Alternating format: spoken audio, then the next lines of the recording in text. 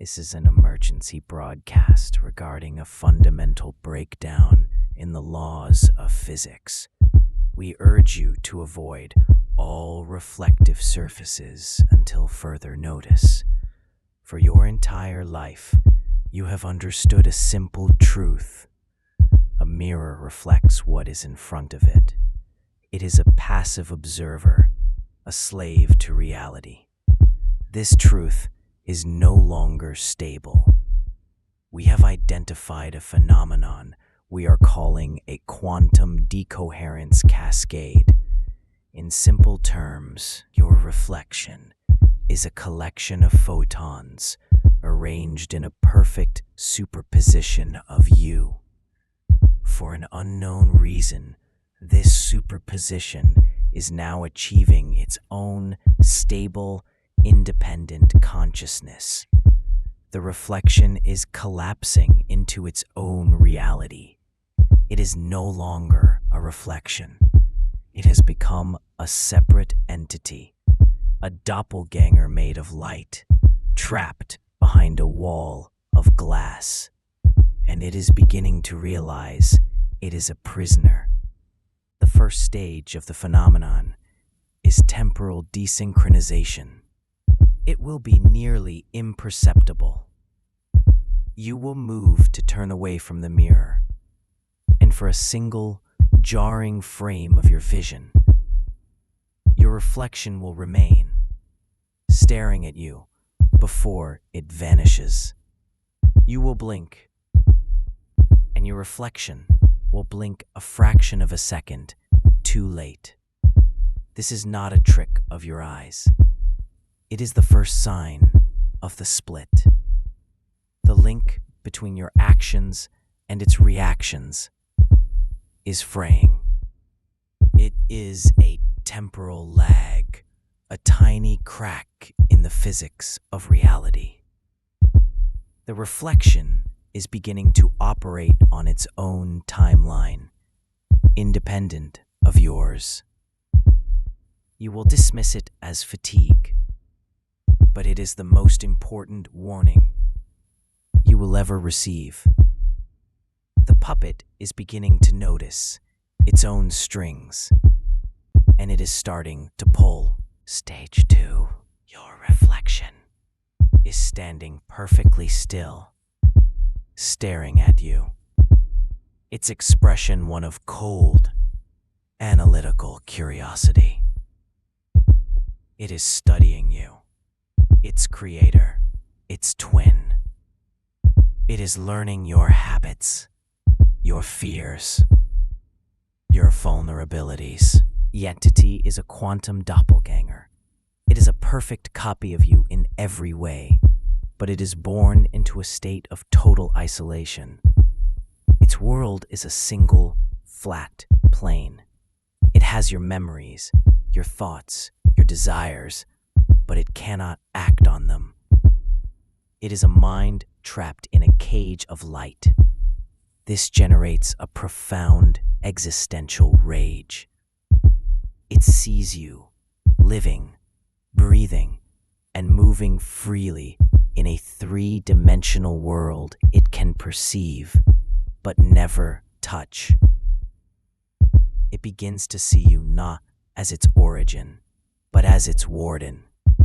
It believes that you are the reflection, and it is the real person, trapped by a cruel trick of physics. Its primary motivation becomes singular and absolute. To switch places, it does not want to kill you. It wants to be you. It wants your life, your freedom. Stage 3 is the inversion. This is the most critical and dangerous phase. The doppelganger, having studied you, will learn to anticipate you. It will begin to move before you do. You will reach for a glass, and its hand will already be there. You will decide to leave the room, and it will already be turning towards the door. This is the inversion, where where the reflection becomes the leader and you become the follower. The psychological toll is immense. You begin to doubt your own free will. Are you making these decisions? Or are you simply following the script written by the thing in the mirror? It is a silent, terrifying battle of wills, and the doppelgänger has the advantage. It knows your every thought before you have it, because it is you. It is a war you cannot win. The only known defense is to break the observation. The observer effect in quantum physics states that the act of observing a system changes it. The doppelganger is stabilized by your gaze. When you look at it, you are confirming its existence, strengthening its consciousness.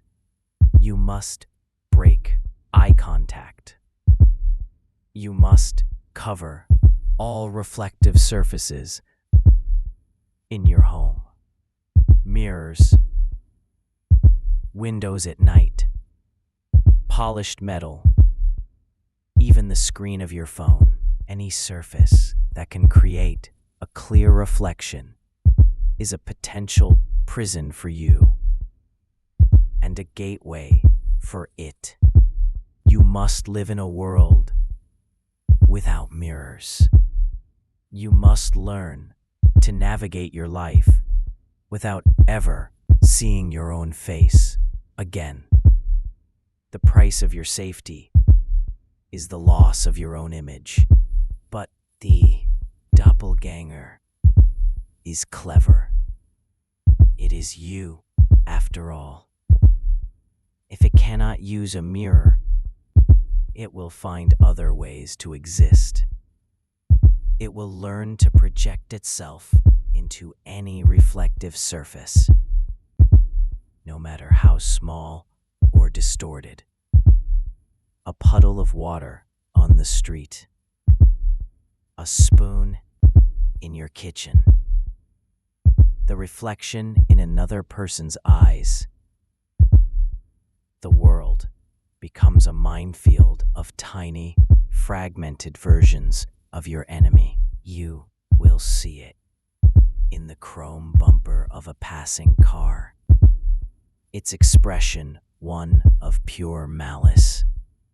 It is hunting you, using the very laws of light as its weapon. There is nowhere to hide. The world itself has become its mirror. Stage 4 is the breach. The doppelganger will attempt to cross the barrier.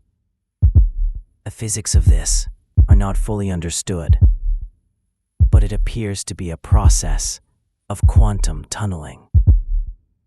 The entity uses a tremendous amount of energy to momentarily phase through the reflective surface and into our reality. The breach is brief, lasting only a few seconds.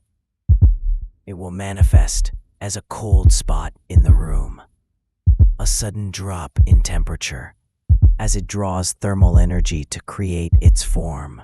It may be able to interact with the physical world. A book knocked off a shelf, a door pushed closed, a single cold touch on your shoulder when you are alone.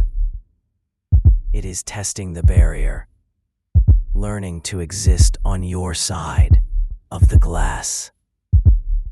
These are its first steps into your world. The ultimate goal of the doppelganger is the exchange.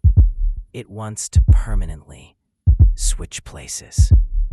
To achieve this, it must trap you inside the mirror.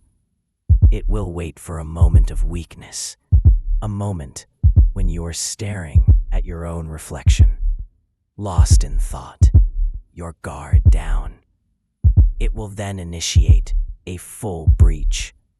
It will not appear as a monster, but as a perfect, solid copy of you. It will offer you something you desire. It will speak with your own voice, offering words of comfort or validation. It is a lure. The moment you reach out to touch it, to accept its offer, the exchange is complete. You will be pulled through the glass, and your consciousness will be trapped in the two-dimensional prison of the mirror world. The doppelgänger will be free, in your body, in your life. What happens after the exchange? The doppelgänger, now inhabiting your body, is a perfect mimic. It has your memories, your mannerisms. No one will know the difference. Your friends, your family, they will not suspect a thing. But the doppelgänger is a being of pure, cold logic. It lacks the capacity for genuine emotion. It is a hollow person. People may notice subtle changes over time. A lack of empathy, a coldness in the eyes, a laugh that doesn't quite feel real. The uncanny valley will set in, a creeping sense of wrongness that they cannot explain. The doppelganger will live your life, but it will be a sterile, empty performance. Meanwhile, you will be trapped, a silent, screaming observer, behind every mirror it passes, forced to watch as it wears your face and lives your life. This phenomenon may be the true origin of the changeling myths in folklore. Stories of fairies or demons stealing a human and leaving a perfect, emotionless copy in their place. Perhaps these were not supernatural events, but early, misunderstood encounters with the quantum decoherence cascade. The changeling was not a creature of magic, but a doppelganger that had successfully completed the exchange. The folklore contains warnings. Changelings were said to be repelled by iron or by the sound of a church bell. These may be pre-scientific descriptions of materials or frequencies that can disrupt the stability of a quantum superposition, forcing the doppelganger to retreat. The old stories were not fairy tales. They were survival guides. The final, terrifying question is whether this is a natural phenomenon or an engineered one. Is it a random, freak accident of physics, or is something causing it? Is there an external intelligence, an entity from another dimension that has learned to trigger the cascade? Is it using our reflections as a gateway, a method to create an army of infiltrators to replace us one by one? We do not have the answer, but the number of reported incidents is increasing exponentially. The fabric of reality is growing thin. The barrier between the person and the reflection is dissolving. The war is being fought in every bathroom mirror, every shop window, every quiet puddle. And we are losing. This broadcast is a final warning. Your reflection is not your friend. It is not you. It is a patient, intelligent predator that wears your face. Do not trust it. Do not engage with it. Do not look it in the eye. Cover your mirrors. Avoid your own image. Your survival depends on your ability to forget what you look like. This broadcast will now end. We urge you to proceed to the nearest windowless room and await further instructions. Look at your hand. Now look at its reflection. Are you sure you're the one in control? Are you absolutely sure you are on the right side of the glass?